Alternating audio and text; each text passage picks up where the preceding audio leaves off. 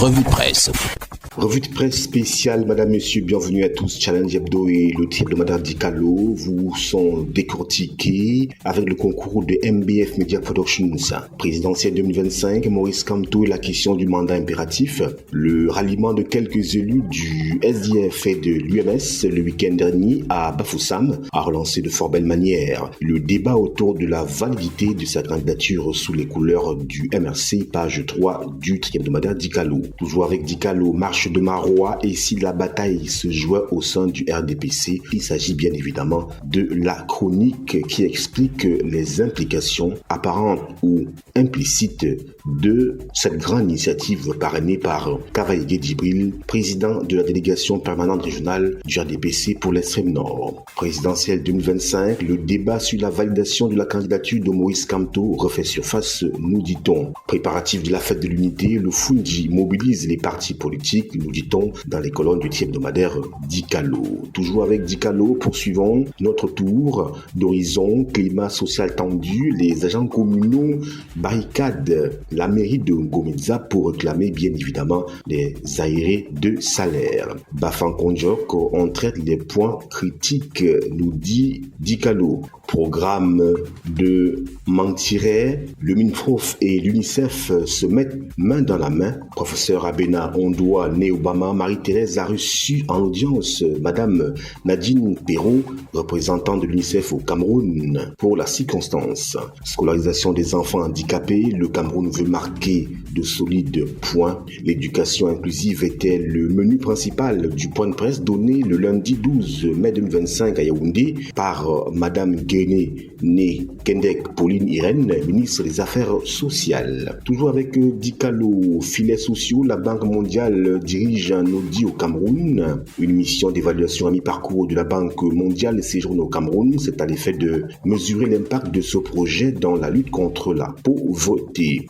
Pénétrante est de la ville de Yaoundé, bientôt la fin des travaux de grosses œuvres, nous dit-on. Autoroute Yaoundé-Douala, la deuxième phase environnementale est lancée. L'étude d'impact environnemental et social détaillée du projet de sa deuxième étape, section Bibodi-Lobako, PK60, PK100, est rentrée dans sa phase décisive, nous dit le hebdomadaire Dicalo. Gestion économique, le Cameroun revoit à la baisse ses prévisions de croissance économique pour 2025.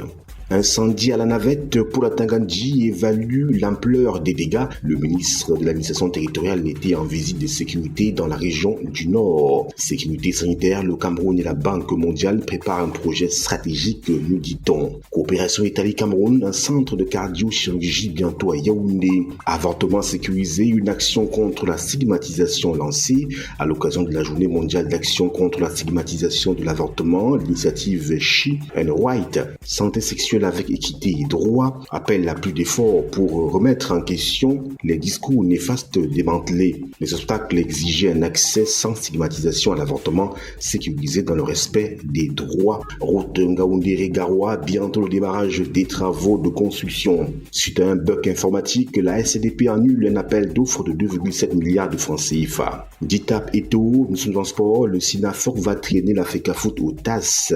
On s'avance vers un nouveau feuilleton dans l'affaire qui oppose le SINAFOR de Jérémy Ditap et la FECAFOOT de Samuel Etofis. Narcisse Molekombi au Maroc, le ministre des Sports et de l'Éducation physique conduit la délégation camerounaise à la 40e session de la conférence des ministres de la Jeunesse et des Sports de la francophonie, nous dit Dicalo. À l'international Moyen-Orient, Trump annonce la levée des sanctions américaines contre la Syrie. Le pourquoi? Eh bien, Dicalo nous dit tout. Mali, les partis politiques sont officiellement dissous. Comment cela se fait? Direction Dicalo qui nous raconte tout cela dans les moindres détails. Voilà pour le contenu du hebdomadaire Dicalo de ce jour. Place à présent à Challenge Hebdo à la une. Barrage de Kikote, 500 MW sur les rails. Cette infrastructure sera la plus grande centrale de production d'électricité au Cameroun devant Natigal, page 5 de Challenge Hebdo. Toujours avec Challenge Hebdo, marche de soutien à Paul Biya, le coup de maître de Kavaïgué Djibril. Des milliers de jeunes issus de différents départements massivement répondus présents à l'appel du PAN. C'est c'était le 10 mai 2025. Prochaine échéance électorale, la majorité présidentielle refait surface chez Paul Biya, nous dit le journal Challenge Hebdo. Sécurité dans la région du Nord, Paul Atangandi prescrit le respect de l'état de droit. Bafoussam, Ouest Cameroun, un sous-préfet et le MRC s'affrontent à l'occasion de la cérémonie de présentation des nouveaux militants du MRC. Le MRC et le meeting de Paris, une charte de bonne gouvernance rendue publique, nous dit Challenge Hebdo. En prélude à son meeting du début de campagne prévu le 31 mai prochain à Paris, le mouvement pour la renaissance du Cameroun, le MRC, a rendu public une charte de bonne conduite opposable à tous les participants attendus à cet événement, nous dit Challenge Hebdo. Lutte contre le blanchiment d'argent, le groupe d'action contre le blanchiment veut accompagner le Cameroun. André Kanga, son secrétaire permanent, était chez le Premier ministre, chef du gouvernement, vendredi dernier. Inauguration du centre GPL, un avenir énergétique propre pour la ville de Bamenda, nous fait-on savoir. Numérisation, l'IAI veut informatiser les chefferies traditionnelles. Très belle initiative à suivre dans les colonnes du journal Challenge Hebdo. Barrage de Kikotte, nous vous disions en titre, le projet de construction est sur les rails. La question de la fourniture d'électricité au Cameroun est un véritable casse-tête chinois pour le gouvernement qui ne cesse de multiplier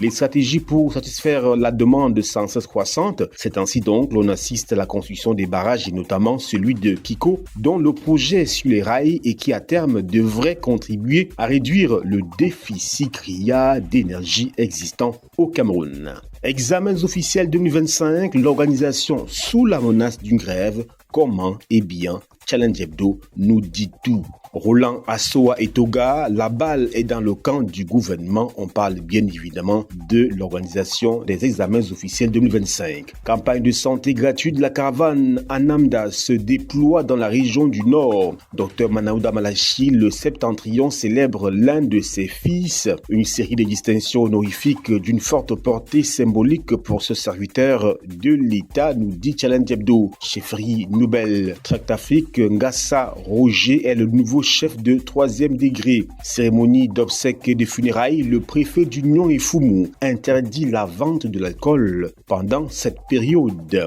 Engagement de Paul Biya envers la jeunesse, le livre du ministre Mounouna Futsu dédicacé à Ngaoundéré dans la région de l'Adamawa. Nécrologie Koyoku quitte la Seine, nous dit-on. Construction d'un marché régional de bétail, 128 milliards de francs CFA en cours de négociation. Ce marché sera construit dans le littoral à Douala et Idéa et pourra accueillir 20 000 têtes de bétail. Le riz a un prix abordable, 50 kg à 17 000 francs CFA pour combattre la vie chère. Primar Vivant Foyer, le sacre du Marocain Ashraf Hakimi est établi dans Challenge Hebdo. Côte d'Ivoire, nous sommes à l'étranger. Tidjane Thiam quitte la présidence du PDCI. Économie, les États-Unis et la Chine suspendent leurs droits de douane punitifs, nous fait-on savoir. Économie, l'Afrique TIO Forum 2025 s'ouvre à Abidjan, nous dit Challenge Hebdo. Voilà, madame, monsieur, c'est la fin de la revue spéciale sur ITFM Centre et Cap News 24. Le hebdomadaire Dicalo et Challenge Hebdo vous ont été feuilletés de fond en comble avec le concours de MBF Media Productions. Nos programmes se poursuivent.